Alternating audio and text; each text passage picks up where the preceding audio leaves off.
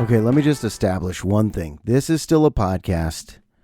I think it's so infrequent, but it's still a podcast. I am still a podcaster.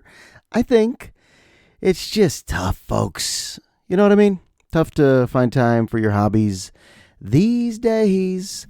Tough to find time when everyone's asleep. To gently tiptoe over to the microphone. Shh, everyone's asleep. It's time to try to record an episode, but even you're like, shouldn't I be asleep? Is this going to wake up my brain too much? Is this going to provide a jolt of adrenaline I don't want? I don't know. Are you overthinking it? I think you are.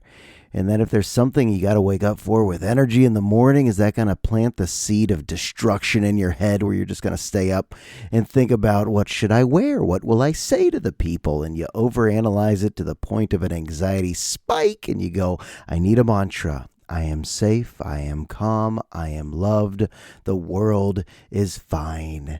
And then you rub a part of your body, not that part, but you rub a part of your body where you think the stress is mainly focused. It's accumulating in my lower back. Ooh, it's accumulating in my jaw. Where do you hold your stress? You got to find it and then touch it and then tell it, you're fine, you're fine, welcome.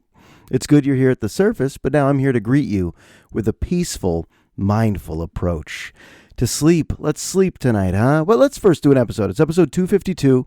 I'm very happy to be with you. What did I need for energy last week? A trout release. I had never done this. Little kids now, they watch trout grow.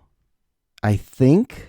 I don't know. What do they do? When they're at daycare, sometimes you get an update and you just nod your head and you go, great.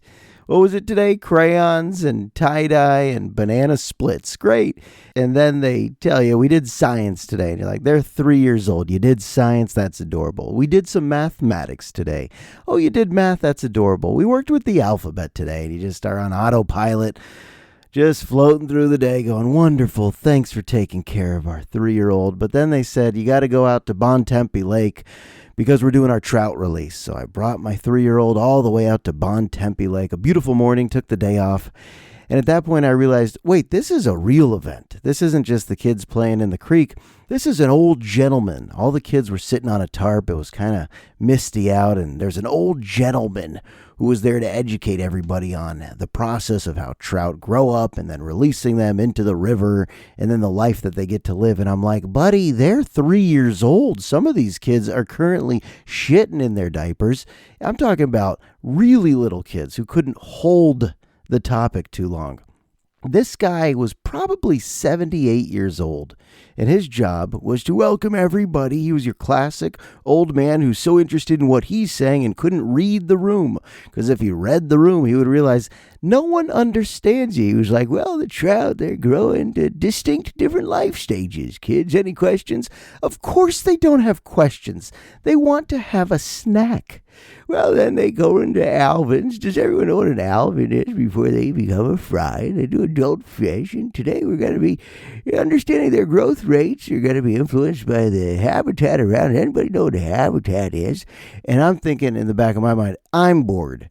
But no joke, my 3-year-old, when it's totally silent, she laid down on my lap and she said into the air, just up to the sky, this is boring.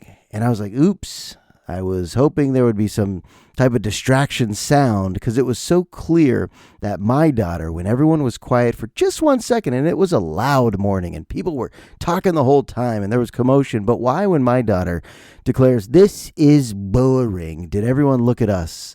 And I felt like that's on me. That's on the dad. How dare that father allow that girl to declare it was boring, but it was. I mean, the release of the trout was great, but the lecture before? Come on, sir. Come on, old Whiskers McDermott. When I was young, I used to live with a family of trout in Bontempi Lake. Did you really, sir? Did you? Hey, folks, I'm going to say something right now, and you tell me your thoughts on it. I'm just going to say it, and you tell me how it hits you. Gaylord is an acceptable man's name. There are men in the world named Gaylord. How do I know this? I'm a sports dork. I do something called Immaculate Grid on the toilet every morning, and I shouldn't even have my cell phone in there, but Immaculate Grid is where you just get all the categories for football, basketball, baseball, and beyond, and you pick this guy played for that team, and you look for low percentages. Sound boring? It is, but when you're a sports nerd at this level, it's just something to pass the time. It's just something for a little jolt of adrenaline, a little jolt of dopamine. Hey, look at me. So on my Immaculate Grid, you had to find he played for the Giants and he played for the Padres. And I was like, you know what? Gaylord Perry. And I typed it in for a low percentage, pretty low. Then I realized, wow, this guy, 20-year career. He's in the Giants Hall of Fame, I believe. I mean, he started his career during the Kennedy presidency, like in the early days of Vietnam, and he retired in the Reagan days. That's a long career. And then I thought to myself, his name really is Gaylord? Not a nickname. No one would give him that nickname and it would stick. Like if they gave him that nickname, that wouldn't be on his baseball card. So that's a real name, Gaylord. And then I realized my generation, which is like, I don't know if we're Generation X or millennials. I think I'm on the cusp. But if you're born in the early 80s, you realize that Gaylord, it's not a man's name. It was a terrible insult that was thrown about at recess on the schoolyard. And I looked this one up. I just Googled, is Gaylord a man's name? Or is Gaylord Perry, the old pitcher, really the only Gaylord? I couldn't think of many others. But on Google it said, Gaylord has a complex history. As a name, it stems from the French word gaillard. Gaillard, chewing on your baguette again, gaillard. It means strong and brave, but also has been shaped by folk etymology into gay, like joyful. Oh yes, gay, like joyful. So you name your kid Gaylord, you're the lord of all happy people. Okay, I get it. But why is it that my generation looked at that name and said, nope, you can't be a pitcher named Gaylord. You can't be an adult male or even a baby named Gaylord. We're turning that into an insult. And did we even understand? I'm not saying I was dropping that epithet on the schoolyard, but you heard it a lot. And you also heard a lot of things that you didn't know the origin, like dickweed. People were calling each other dickweed and dipshit. I heard dipshit, by the way, recently in my classroom, and I asked the student, I was like, do you even know what that means when you say dipshit? And he's like, nope. And he Googled it, and he learned in that moment. So a lot of the insults and just bad words you call your friends, most people don't really know what they're saying. But how about that? Folk etymology. Over time, the name evolved through folk etymology into gay, meaning joyful, and just add the word Lord at the end. I don't know. Maybe it's coming back. I do believe we're progressive. I do believe there are enough people fighting for equality that one day the name Gaylord could be just fine. You'll talk to your friends and go, oh, you had a baby boy? Gaylord, wonderful. But could you imagine right now? And I'm in my early 40s. Where am I? Mid 40s? Somewhere there. But if I had a friend who told me, my wife and I, we just welcomed our third child into the world, and the announcement was Gaylord, you would say that's some April Fool's shit. You just would say it's unacceptable. But when I say the name Gaylord Perry, I don't feel anything. I don't feel like that's weird. I just feel like that's the guy's name. Why is it that certain generations took something, could have been a beautiful name, the Lord of all joy? Gaillard, a great sounding French name.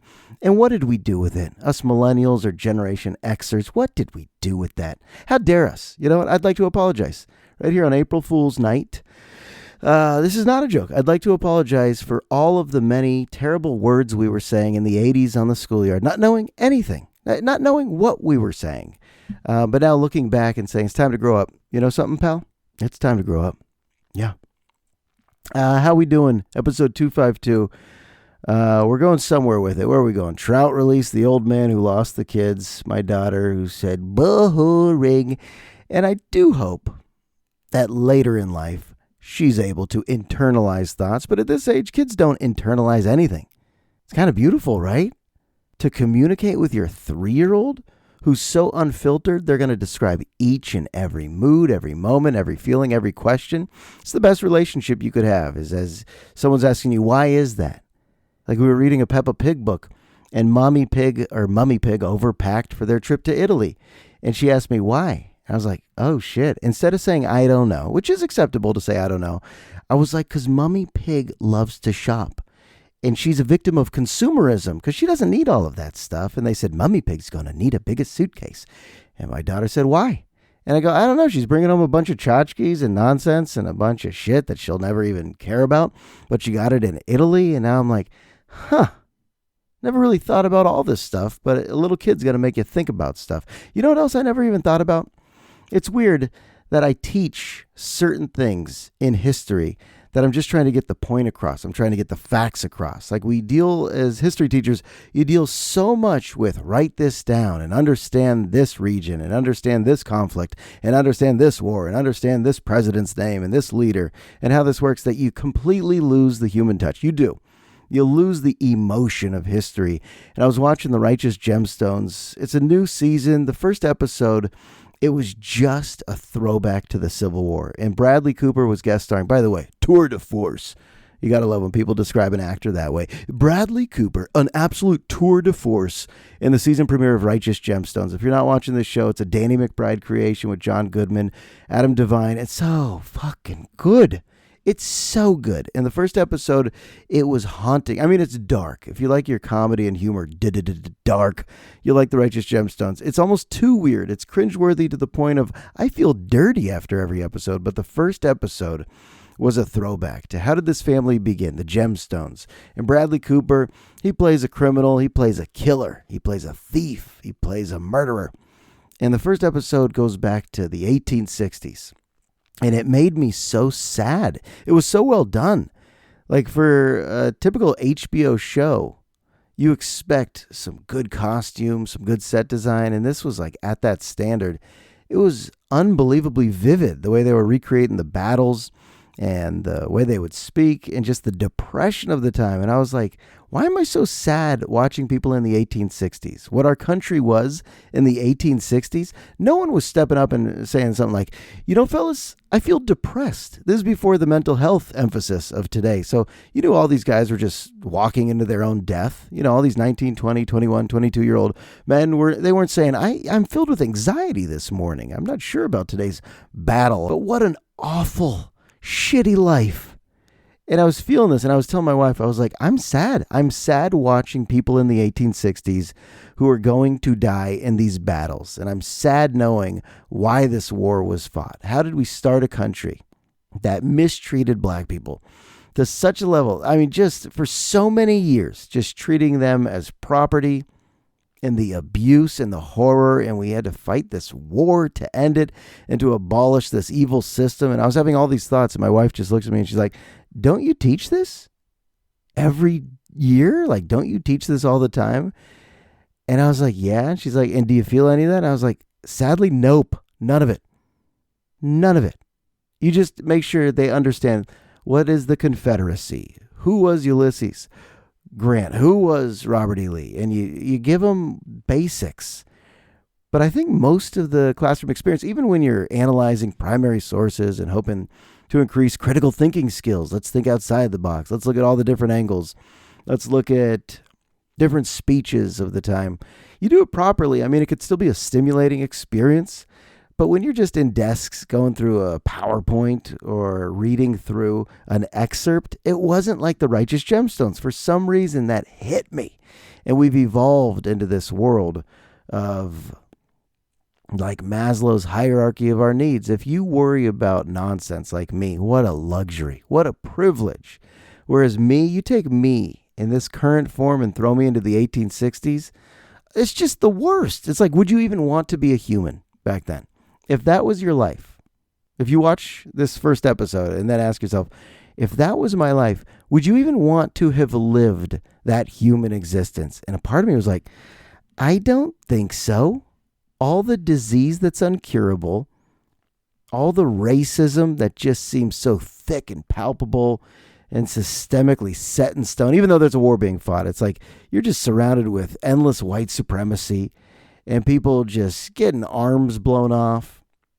There's no emphasis on Friday Night Lights. Like, think about all the things that I love today, from the NBA to Saturday Night Live to stand-up comedy to hip-hop to, you know, having a healthy marriage or going to see my therapist. None of that shit exists. You just wake up in the morning, you're like, I'm going to die probably soon. I'm going to catch a disease that's uncurable. I am going to wither away in my segregated area of this country that maybe will survive another few years. If you're in the 1860s, you never thought America would continue into 2025, did you? I don't know.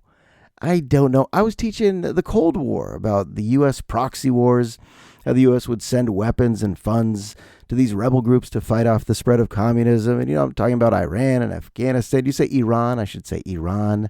In Afghanistan, I was talking about Cuba, talking about Korea and Vietnam. The Cold War is like a month and a half of a junior school year. You just get into all the many skirmishes. And I threw in Nicaragua and the Sandinistas, which was a Marxist revolutionary group in Nicaragua. And I'm taking you back to the late 70s into the 80s. And, you're done with your lecture. You're done with the lesson. And there was this girl, Libby, who was just standing at my desk. And she was like, my grandpa was a Sandinista. And I was like, what? Wow. Like, I just teach every year on a slide, on a PowerPoint Google slide. Hey, here are the Sandinistas, and here's what happened to them, and here's how they're related to the Cold War, and write this down. And there she is just standing at my desk. And she's like, Mr. Rosenberg, yeah, my grandpa, I learned, was a Sandinista. And I was like, really? Did you know him? And she's like, no, he died. He died in those battles that you were teaching us about. And it hit me more than anything I've ever taught when it comes to the Cold War. I was like, damn, Libby, your grandpa was a Sandinista fighting for a communist regime in Nicaragua. Fought against the Contras who Reagan would fund to say, we got to fight them off. They're going to fuck up our economy. We got to make sure we kill off those Sandinistas with our anti-communist campaign, our anti-communist front. We're sending it in, and this student's just like, yeah, I'm very connected to what you're teaching. That's why we need to learn our history, just for a little historical literacy. When we're having these conversations, we're all actually related to this shit. We are. I mean, I teach the Korean War. A lot of these kids probably have grandparents that fought in it. It doesn't matter which unit we're in. I guarantee there's one or two kids that are like, yeah, I'm very much related to what you're teaching. So you never know what's going to hit you. Maybe the righteous gemstones, or maybe a student who was related to a Sandinista that died in battle. But holy hell, it's history time with Mr. Rosenberg. And Gaylord Perry had a hell of a fastball. I think he played for like 9 different teams. And I wonder if his teammates were mature enough into the 80s, like probably 1960s. He breaks into the league with the Giants. I'll bet at that time, Gaylord's teammates in the dugout, they were just like, yeah, Gaylord's on the hill today. But by the early 80s, were some of the young players snickering? Were some of the young players like making fun of him behind his back? Not to his face. You don't make fun of the old guy on the hill in front of his face. It's like Harris in Major League. Crisco, Badger. You remember Harris? I mean, Harris lost his velocity, but he knew, he was telling Wild Thing Rick Vaughn how to still get the job done. That was Gaylord Perry, but I wonder if the young kids still showed him respect into the early 80s. Oh, my God. What is going on? The Signal chat leak? There are people in the Trump administration. I've never heard of Signal, by the way. I can't lie and say I knew about how the executive branch communicates about battles and strikes and wars. I don't know. I don't know anything, but I know the reaction to this story is they accidentally included an Atlantic editor. And that guy was like, why am I receiving? That must have felt like the biggest April Fool's joke. Like, this guy Goldberg from the Atlantic, is he the editor-in-chief? He's all of a sudden looped into a text thread where he's getting all of these updates on these strikes on the Houthis in Yemen. And Americans were so much more consumed with the idea of there's a chat leak. It was so gossipy. It became more TMZ than the fact that humans are bombing other humans and learning about what is the dynamic in Yemen. Like, how many Americans that saw this story just cared about saying, what fucking idiots, that they would loop in the Atlantic. I mean, that's probably true, but is that the headline, or is it that Americans like the gossip shit way more than worrying about the actual war shit? I mean, how many Americans, when they read the story, were like, you know what? It's time to understand the Houthis on a deeper level. It's time to really research the conflict in Yemen and how this applies to us. No, most people were just ready to throw out their little tweets, their little Instagram posts, their little comments, their little Facebook tirades on Trump. I mean, it could all be valid, but it's kind of minimizing what it was all about. It's crazy. I mean, they were throwing emojis around, prayer hands and an American flag and a fist and like a fireball. That's what's happening? Our executive branch texts like high schoolers about just strikes on the Houthis? Shit, there's something deeper going on. I mean, I know it was a rookie move I don't think any of us done that. I mean, we've all texted the wrong person, but have you ever added the wrong person to a text thread? And that wrong person was the editor of the most famous, oldest American magazine? Seriously, The Atlantic of all people? It still doesn't make sense. I don't even think I understand. Was this calculated? Was this just to draw more eyeballs and create more clickbait? The old demagogues are at it again. Hey, he used a big word. Now Google it. Let me see. I think the only thing I want to get into is White Lotus because it's just so fucking terrible this season. It's like The Bear season 2, right? Have you seen The Bear? Season 1, amazing. Season 2, unwatchable, just going nowhere and leaving you hanging at the end. All these shows that are now 6, 7, 8 episodes, and they're just trying to hook you for a year later when they come back with a new season. I don't like it. How about wrap it up with some closure, huh? But before that, I'm going to get deep into White Lotus spoiler alerts. If you're not caught up, you're going to want to stop the episode early, but I just want to touch on something, okay? And hear me out. I love that, trying to struggle with the listener right now. No. Don't stop this episode. Just hear me out. I know you're busy, but I'm in a fight with my mom, right? You know, typical son, mom, we're very close, but a little disagreement gets out of hand just in the world of text message. Like I said something she didn't like. She said something I didn't like, and now we're going back and forth. And we have a pretty solid bond. So my mom that day is picking up one of my kids, and she's like, look, I know you're pissed off right now, but how about, and this was life experience. This hit me like so wise and so aware of the days we get on this planet. It's weird that we argue with the people that we love the most. Like if you're in a good marriage and you get in an ugly fight with your spouse, and then 3 days later when you're feeling loving again, you look at that person, you're like, what are we doing?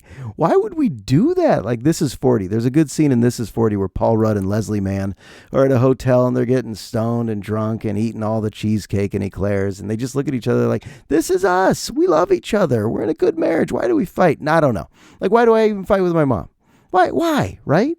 We're just going to make up. And that's what she said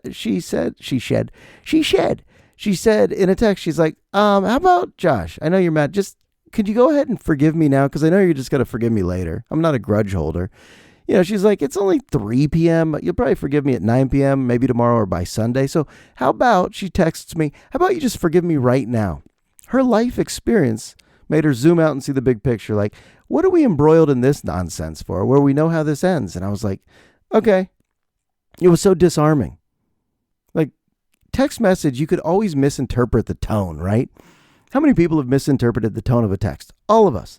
But when she's just like, we went back and forth, some good old-fashioned mother-son fighting, a good old-fashioned Donnybrook. And then she's just like, all right, you're pissed? I'm about to pick up your daughter. So what do you say we just drop this? You want to forgive me? I'll forgive you. We done? Good. And I was like, that's it. That's it. When you have that moment realizing our days are limited, these dumb fights we get into. We get so consumed with I get so consumed with the small stuff. I don't really sweat the big stuff as much. Like, I would get more upset with an annoying person in line at Safeway who's taking too long than climate change. On a typical day, what consumes me more? Climate change, that we're destroying our planet, or the fact that this person in front of me doesn't understand how the app works to get the coupon at Safeway, and they will hold up a line for 15 minutes, and then the cashier is just lost on the intercom looking for a manager, and there is no manager. He's on a smoke break. I'm not talking cigarettes, smoking crack break down by the dunes, and you're just sitting there sweating like, I gotta go. Safeway's always terrible. I'm sorry. That's why Team Trader Joe's for life over here. Sweating the small stuff? I don't know. How do you not sweat the small stuff? And then the big stuff like property taxes do. I just go, yeah, I live in America. I have to pay property taxes. Some people get so stressed and pissed off and upset about taxes. No, it's how our system works. We have to pay these. You don't like it, you can move. You know, it's worth it. If you like where you live, then you got to try to attain the mindset of it's worth it, or know that your vote, at least it's something when you vote on tax measures and propositions. So the big stuff like that, climate change, property tax, death. I don't even think about death that much, but I get so annoyed by little tiny things. I don't know what that says about me. Let's get into White Lotus.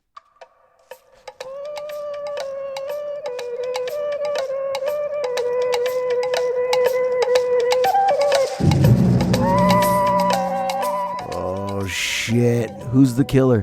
Who's the killer? Who's the killer? I don't give a shit. Season 1 in Hawaii, amazing. Steve Zahn, Molly Shannon, Sydney Sweeney, is that her name? It was just like gripping. Every storyline was so gripping. Even Plop from The Office was good. And the manager of the hotel, I forget his name, but he eventually gets stabbed right in his stomach and dies in the last episode. And you're like, damn, that was amazing TV. Honestly, one of the sbest seasons of any show I've ever seen. And then they come back in Italy. Oh, fuck. Holy chow chow. Holy Stromboli. The season in Italy, fantastic. Jennifer Coolidge bringing it. Every storyline from prostitution to Aubrey Plaza getting drilled down. You know what I'm talking about. It was just scintillating. You would think about it after every episode. You're like, whoa, how did they write this? Like all the storylines coming together nicely. And now season 3, we're in Thailand. And none of it is interesting. What happened? Mike White, talk to me. Every episode, there's the girls. If you haven't watched it, but you're planning to, this will be a little bit of a spoiler, even though the season's not over. There's the women who just don't like each other. And you're watching 3 friends who are just kind of poking at each other, betraying each other. But you're like, why are you on this vacation with each other? And why are they always eating at the same hotel restaurant? You ever go to a foreign land? You ever go to a foreign country? You don't eat at the same hotel lounge and restaurant every meal. They do in White Lotus. Why? Just get away.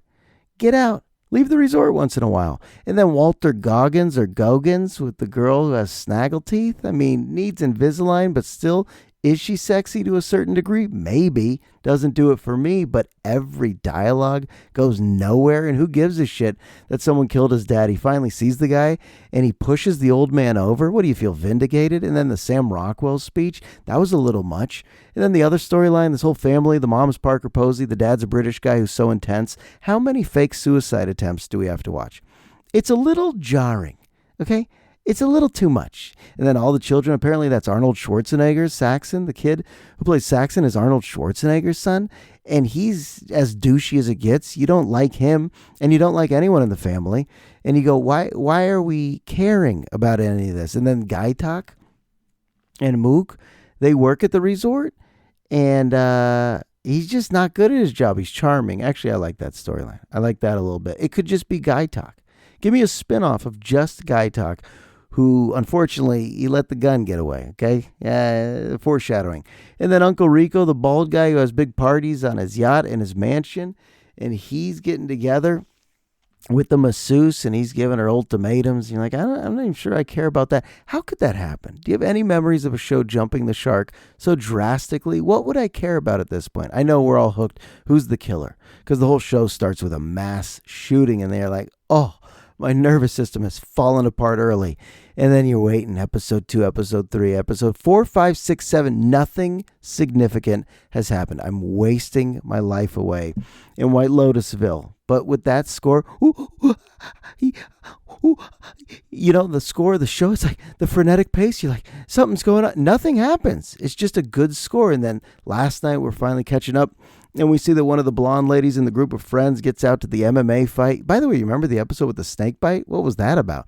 But you go back to the blonde lady who had sex with the Russian guy, Yuri, and 10 seconds after he climaxes, he's like, my mama's sick in Vladivostok.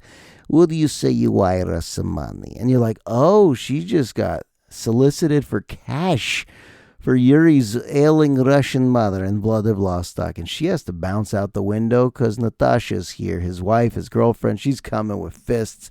Got to bounce into the dark alley, and you're saying, hold the phone, Hal. I don't know what we signed up for. Is this a trip to Thailand, or is this a trip down the warp zone? And Nintendo Mario also came with Duck Hunt. Did you have the gun? My grandpa was a sharpshooter in the war, and he played Duck Hunt with us in the mid-'80s, and I remember he was better than us. Why? Because grandpa was a sharpshooter, and now he's just better at Duck Hunt than all the kids in the neighborhood. Hey, come watch. Seymour Rosenberg's playing Duck Hunt over on Idleberry, and he can't miss. You're never going to see the dog giggle at sigh.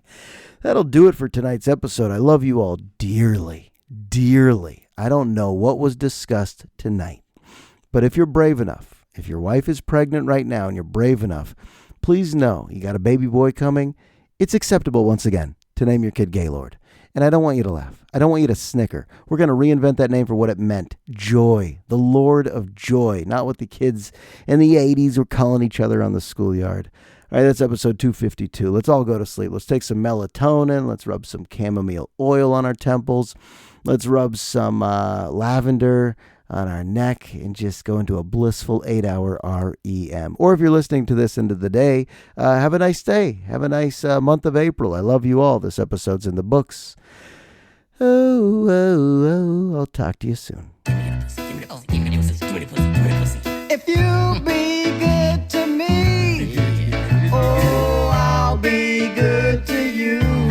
And we'll both ride home in my automobile. Go on, kick some shit, Daddy. All that I want is a little puss. Hey. Come on. Clean it up.